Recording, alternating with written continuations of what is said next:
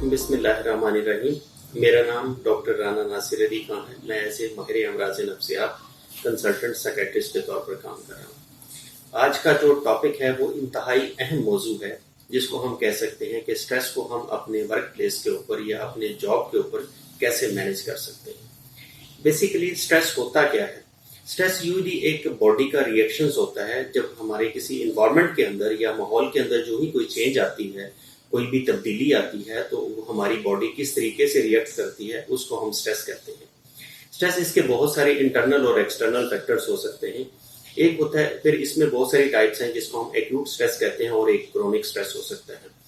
Basically stress को हम manage कैसे कर सकते हैं अपनी वर्क प्लेस पे, आज का ये टॉपिक है।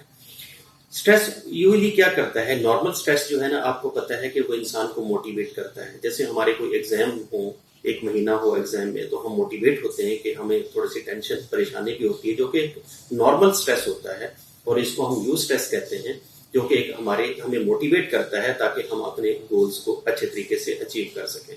लेकिन जब यही स्ट्रेस, टेंशन और परेशानी, हद से ज्यादा टेंशन और परेशानी और डिसऑर्डर्स के अंदर कन्वर्ट हो जाए, तो फिर हम इसको डिस्ट्रेस कहते हैं, जो कि नुकसानदेह हो सकता है। आज हम डिस्ट्रेस या जो स्ट्रेस है उसको कैसे अपनी वर्क प्लेस के ऊपर मैनेज कर सकते हैं, उसके बारे में हम तफसील के साथ बात करेंगे। सबसे पहले तो ये है कि अपने जो भी वर्क के प्लेस के ऊपर आपके जो अननेसेसरी स्ट्रेसर्स हैं, जैसे बहुत सारे लोग आपके जिम्मे काम डाल देते हैं कि आप ये काम भी कर लें, आप ये काम भी, जबकि आपकी एक कैपेसिटी है और आपका अपना वर्कलोड भी है। तो लिहाजा आप उनको कह सकते हैं कि भाई मेरे पास जिम्मेदारियां बहुत ज्यादा हैं, लिहाजा मैं आपका काम नहीं कर सकता। तो इसको हम कहते हैं हाउ टू से नो इन दिस सिचुएशंस। के सिचुएशंस में इंसान को नो करना भी आना चाहिए, इनकार करना भी आना चाहिए, लेकिन उसके टेक्निकल तरीके हैं, उसके डिफरेंट तरीके हैं जिसके थ्रू हम कर सकते हैं। इसके अलावा वर्क प्लेस के ऊपर या किसी भी जगह के ऊपर, चाहे घर हो चाहे वर्क प्लेस हो, तो रिलीजन के ऊपर और स्पेशली पॉलिटिक्स के ऊपर बहस नहीं करनी चाहिए। आपको पता है रिलीजन और पॉलिटिक्स के ऊपर बहस जो होती है वो ला हासिल होती है, उसका कोई आउटकम नहीं निकलता। इस वजह से अगर आप इस पे बहस करते हैं तो हो सकता है कि किसी को बात अच्छी ना लगे और वो फिर आप उससे स्ट्रेस का शिकार होते हैं। इसके अलावा जो इम्पोर्टेंट चीज पहलू है उसको हम कहते हैं time management. Time management basically ये है कि आप चीजों को टाइमली मैनेज करना सीखें, कि अगर आज का काम है तो आपका आज का काम मुकम्मल होना चाहिए, और जो कल के काम है तो उनके लिए भी आपकी लिस्ट पहले से प्रिपेयर हो, और टाइमली मैनेज करें चीजों को। उससे भी आपका स्ट्रेस काफी हद तक कम हो जाता है।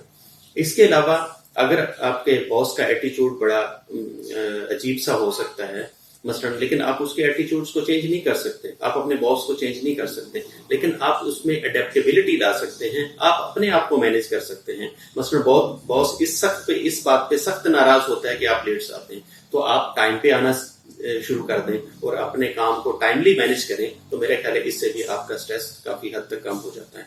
इसके अलावा गपशप लगाएं दोस्तों के साथ, आपका सोशल सर्कल होना चाहिए, मॉरल सपोर्ट होनी चाहिए, सोशल सपोर्ट होनी चाहिए, उससे भी आपके काफी हद तक कैथार्सिस होता है और आपका स्ट्रेस कम हो जाता है। इसके अलावा अगर आपको वक्ती तौर कोई स्ट्रेस फील हो रहा है और आप उसको अच्छे तरीके से कोप नहीं कर पा रहे, तो डीप ब्रीथिंग एक्सरसाइजेस हैं जिसमें आप लंबे गहरे सांस की मशक करते हैं, जिससे आपका स्ट्रेस काफी हद तक कम हो जाता है। और साइंसी तहकीक भी यही कहती है, और इस पर डिफरेंट स्टडीज हैं कि अगर आप रेगुलरली एक्सरसाइज करें, वॉक करें, और साथ साथ आप जो है ना हेल्दी मेजर्स लें, जैसे हेल्दी फूड है, हेल्दी मील्स है, और इन चीजों को, और आपने अपनी रात की नींद को स्पेशली जो पीसफुल स्लीप है, जैसे एज ग्रुप के हिसाब से 6 to 8 आवर्स के लगभग बनती है, उसको आप पूरा रखें, तो इससे भी स्ट्रेस आपका काफी हद तक बेहतर रहता है और आप स्ट्रेसफुल सिचुएशन से काफी हद तक टैकल कर लेते हैं और उसको कोप कर लेते हैं।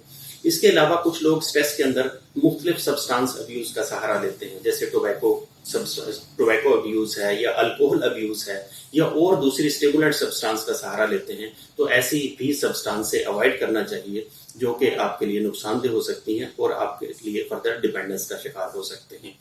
तो आज हमने बात की है कि हम अपने सिचुएशंस को, अपने स्ट्रेस को कैसे मैनेज कर सकते हैं। एक छोटे से टिप्स हैं, अगर आप इन पे अमल करेंगे तो मेरा ख्याल है कि आप अपने स्ट्रेस को काफी हद तक मैनेज कर लेते हैं। आपके तावन का बहुत बहुत शुक्रिया।